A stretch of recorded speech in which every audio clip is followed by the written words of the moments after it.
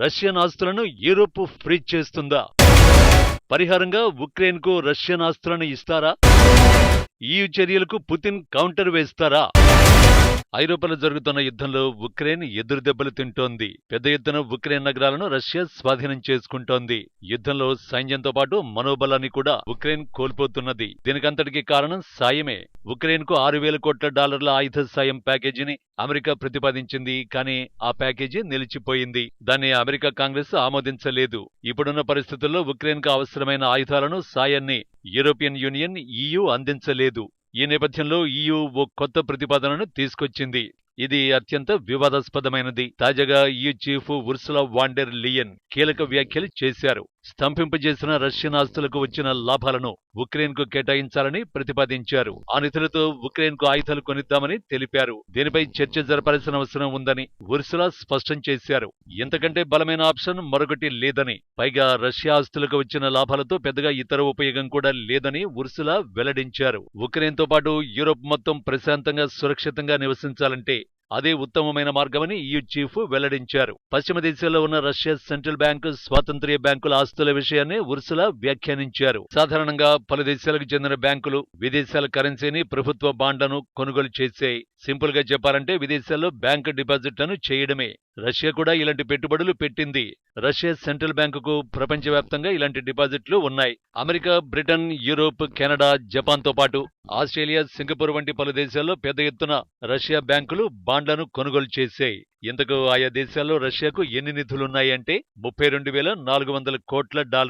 Simple గా చెప్పాలంటే Russian మొత్తం ఆస్తుల్లో 16% విదేశాల్లో ఉన్నాయి. అంటే రష్యన్ జీడీపీలో 16%. ఉక్రెయిన్ పై రష్యా యుద్ధం ప్రకటించడంతో పాశ్చాత్య దేశాలు రష్యన్ బ్యాంకుల ఖాతాలను స్తంభింపజేశాయి. ఇప్పుడు ఆ అకౌంట్లను మాస్కో బ్యాంకులు ఉపయోగించుకోలేవు. ఆ నిధులను రష్యన్ బ్యాంకులు వెనక్కి తీసుకోలేవు. యుద్ధానికి రష్యన్ బ్యాంకు ఖాతాలకు సంబంధం ఏమిటి అంటే, యుద్ధంలో రష్యాను అడ్డుకోవాలంటే ఆ దేశానికి నిధులు అందకుండా చేయాలి. ఇదే పని పశ్చిమ దేశాలు చేశాయి. దీంతో యుద్ధంలో రష్యా ఏమాత్రం వెనక్కి తగ్గలేదు. మరింత తీవ్రంగా మాస్కో సేనలు విజృంభిస్తున్నాయి. ఈ నేపథ్యంలోనే రష్యాను అడ్డుకునేందుకు ఆ దేశ నిధులనే ఉపయోగించాలని యూరోపియన్ యూనియన్ ప్రతిపాదించింది. స్తంభింపజేసిన రష్యన్ నిధులకు వచ్చిన లాభాలను మాత్రమే తీసుకుని ఉక్రెయిన్కి ఇవ్వాలని సూచిస్తోంది. రష్యన్ ఆస్తుల లాభాలను ఉక్రెయిన్ ఆయుధాలకు, పునర్నిర్మాణానికి వినియోగించాలని EU కోరుతోంది. నిజానికి EU ప్రతిపాదన అమలు చేయడం అంత సులువు కాదు. కానీ ఉక్రెయిన్ యుద్ధంలో పోరాడాలంటే నిధులు అవసరం. అదే సమయంలో స్తంభింపజేసిన రష్యన్ నిధులు పశ్చిమ దేశాల వద్ద భారీగా ఉన్నాయి.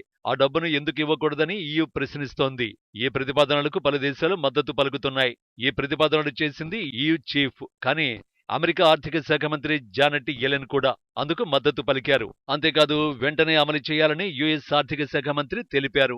ఉక్రెయిన్ పోరాటానికి మనవంతు సహకరించాల్సిందిగా జానెట్ కోరారు. రష్యన్ ఆస్తుల్ని ఉక్రెయిన్కి ఇచ్చేలా బలమైన అంతర్జాతీయ చట్టం, ఆర్థిక, నైతిక విలువలు ఉన్నట్టు తాను నమ్ముతున్నానని జానెట్ వెల్లడించారు. నిజంగానే స్తంభింపు చేసిన ఆస్తుల లాభాలను ఇచ్చేలా చట్టాలు ఉన్నాయా అంటే గతంలో ఇలాంటి పద్ధతిని అనుసరించారు. దాని గురించి తెలుసుకోవాలంటే 1992కు వెళ్లాలి. అప్పట్లో ఇరాక్ అధ్యక్షుడు సద్దాం హుస్సేన్ కువైట్ ఆక్రమణకు దిగాడు. ఆ సమయంలో ఐక్యరాజ్యసమితి భద్రతా కౌన్సిల్ తీవ్ర నిర్ణయం తీసుకుంది. ఇరాక్ ఆస్తులను స్తంభింపజేయాల్సిందిగా సభ్య దేశాలను ఐక్యరాజ్యసమితి కోరింది. ఆ నిధులను బాధిత కువైట్కు పరిహారంగా ఇవ్వాలని తీర్మానించింది. అయితే 2003లోనూ ఇలాంటి ప్రతిపాదన పునరావృతమైంది.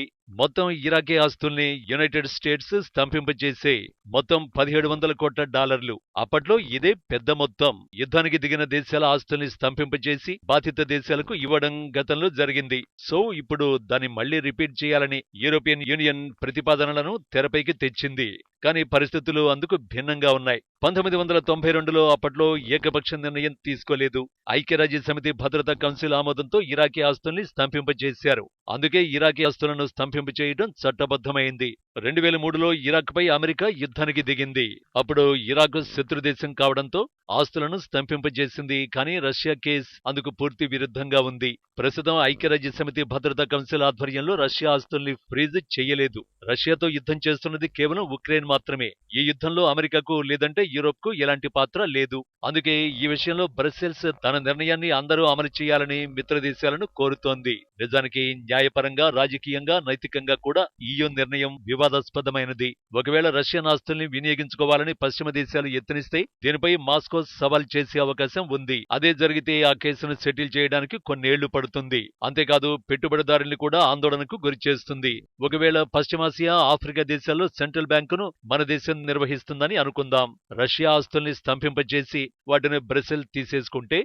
భారత్ రియాక్షన్ ఎలా ఉంటుంది? నిజానికి ఇది భయాందోళన కలిగించే పరిణామం. ఈ రోజు రష్యన్ ఆస్తులు రేపు మన ఆస్తులను స్తంభింపజేసే అవకాశం ఉంది. ఈ పరిణామం పెట్టుబడిదారుల్ని కలవరపెడుతుంది. యూరోప్ పై నమ్మకం పోయేలా చేస్తుంది. ఇది మొదటి సమస్య. ఇక రెండో సమస్య ఏమిటంటే రాజకీయం. ప్రతి యూరోప్ దేశం రష్యన్ నిధుల్ని వినియోగించుకోవాలని కోరుకోవడం లేదు. EU చీఫ్ నిర్ణయాన్ని ఫ్రాన్స్ కొట్టిపడేసింది. దీనికి ఎలాంటి న్యాయపరమైన ఆధారం లేదని తేల్చి చెప్పింది. అంతర్జాతీయ చట్టాల ఆమోదం లేకుండా తాము రష్యన్ ఆస్తుల్ని వినియోగించలేమని ఫ్రాన్స్ ఆర్థిక శాఖ మంత్రి బ్రూనో లీమైర్ వెల్లడించారు. దీనికి తోడు ఎదురు దెబ్బలు తగిలే అవకాశం ఉంది. EU అలాంటి నిర్ణయం తీసుకుంటే రష్యా అధ్యక్షుడు పుతిన్ చేతులు ముడుచుకొని కూర్చునే రకం కాదని యూరోప్ దేశాలకు కూడా తెలుసు. రష్యన్ ఆస్తుల్ని అలా వినియోగిస్తే మాస్కో కూడా ప్రతీకారంగా అదే పని చేసే ముప్పు ఉంది. రష్యాతో పశ్చిమ దేశాల వ్యాపారాలన్నీ మూసేసుకోవలసిన పరిస్థితి ఏర్పడుతుంది. సింపుల్ గా చెప్పాలంటే ఇది ఎత్తుకు పై ఎత్తులా ఉంటుంది. ఇక్కడ నైతికమైన అంశం ఏమిటంటే పశ్చిమ దేశాల్లో ఉన్న ఆస్తులు రష్యా అధ్యక్షుడు వ్లాదిమిర్ పుతిన్ వ్యక్తిగతమైనవి ఏమాత్రం కాదు. ఆ సంపదంతా రష్యన్ ప్రజలకు చెందినది. అక్కడి ప్రజల రష్యా యుద్ధాన్ని అంగీకరించినా వ్యతిరేకించినా అంతిమంగా సంపద వారిదే. దానికి ప్రజలను ఎందుకు పశ్చిమ దేశాలు శిక్షించాలి? రష్యన్ ప్రజల డబ్బును ఎలా తీసుకుంటారు? దీనికి పశ్చిమ దేశాల నుంచి ఎలాంటి సమాధానం లేదు. కానీ పశ్చిమ దేశాలు చట్టబద్ధమైన పాలన గురించి మాట్లాడుతున్నాయి. నియమాల ఆధారిత ఆర్డర్ గురించి అంటే వివాదంలోకి వెళ్లేందుకే పాశ్చాత్య దేశాలు ఆసక్తి చూపుతున్నాయి. సింపుల్ గా చెప్పాలంటే పశ్చిమ దేశాల కపట నాటకం ఇది. యూరోప్, అమెరికా పలు దేశాలను ఆక్రమించుకుని నాశనం చేశాయి. అయితే ఆయా బాధిత దేశాలకు ఎంత చెల్లించాయి అంటే ఖచ్చితంగా పైసా కూడా విదల్చలేదు. పైగా కొల్లగొట్టిన కళాఖండాలను, విలువైన వస్తువుల్ని తిరిగి ఇమ్మంటే పేచీ పెడుతున్నాయి. ఈ వ్యవహారం న్యాయం, చట్టం గురించి ఎంతమాత్రమూ కాదు. కేవలం ప్రతీకారం, రాజకీయాలకు సంబంధించిన అంశం. అయితే రష్యన్ ఆస్తుల్ని స్తంభింపజేసి వాటిని వాడుకునే విషయంలో యూరోప్ ముందుకు వెళుతుందా లేదా అంటే వేచి చూడాల్సిందే.